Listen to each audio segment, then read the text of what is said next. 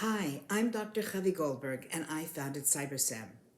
Last week, in our retelling of the life of the Rambam, we saw him returning from Alicina to continue learning with his father and his brother, peacefully and happily. One day, as they were learning, a man quickly rushed into their home and told him that the Muslim Almohads were on their way and they had been destroying already several cities in Spain. And they pillaged the communities and gave the ultimate ultimatum: Allah or die. Allah or the sword, as they put it. This guest advised Rabbi Maimon that he should assemble his family, take whatever they can carry, and leave. Rabbi Maimon had a nanny. She was more than a nanny in their house, and her name was Batsheva. As the family was preparing to leave, as she was putting together the food for them to take with, she told Moshe and David, his little brother, that she was not going to come with them. And she asked them, "What am I supposed to do when the Almohads come to our house? Am I supposed to pay lip service to Allah, or am I supposed to give my life?" And what was she supposed to do? The Rambam was born in 1135, approximately 350 years before Gerush Sfarad, the expulsion of Spain, in 1492.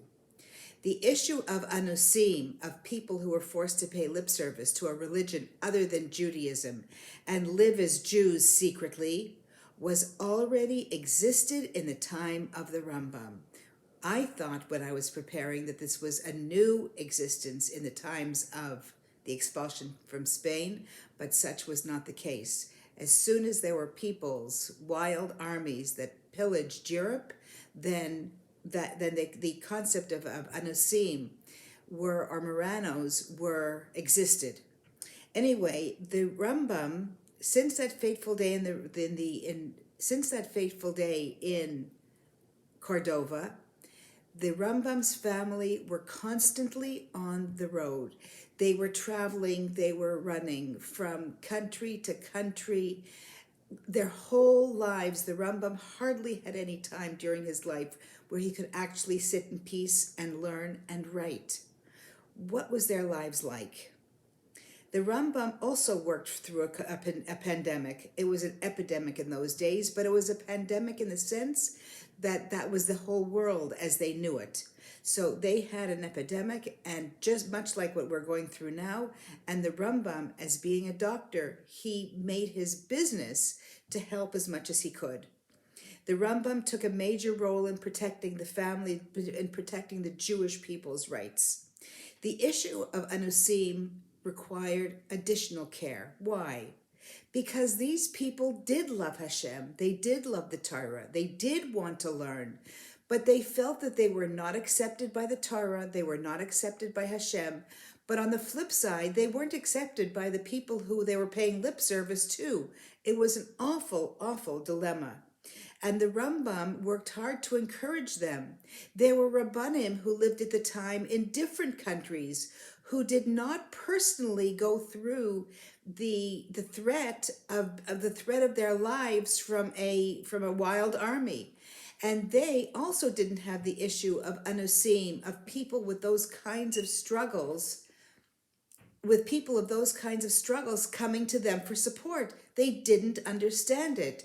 And so the writings of these Rabbanim were less than encouraging and less than welcoming to these anusim.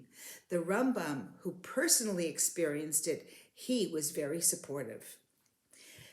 Despite being constantly on the move, the Rambam continued to write. He felt that there was a great necessity for people, maybe because people were running so much and they didn't have a chance to sit and learn focused in the Gemara to find the solution to whatever quandary they were in. He decided that he was going to codify the bottom line of the entire Gemara. He wrote a Perush, a commentary on the Mishnayos, and he codified the entire body of Gemara, which we call the Mishnah Torah, or the Yad HaChazaka. More food for thought.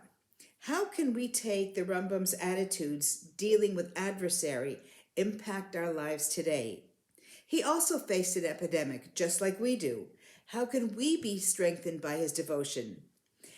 And in conclusion, and this is another lesson that I really feel is so important to share, the Rambam's perseverance in learning Torah, despite being ousted from his father's home, is a huge message to young people.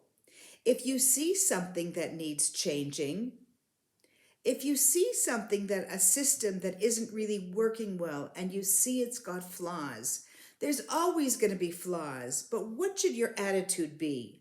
Don't throw it out. Don't reject everything.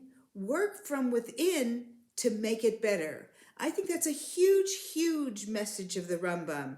By coming back and living with his father despite his shortcoming, despite his short temper, despite his irresponsible comment to his son that we heard last week or 2 weeks ago. Take your pain and allow it to catapult you into positive change, like the Rambam did.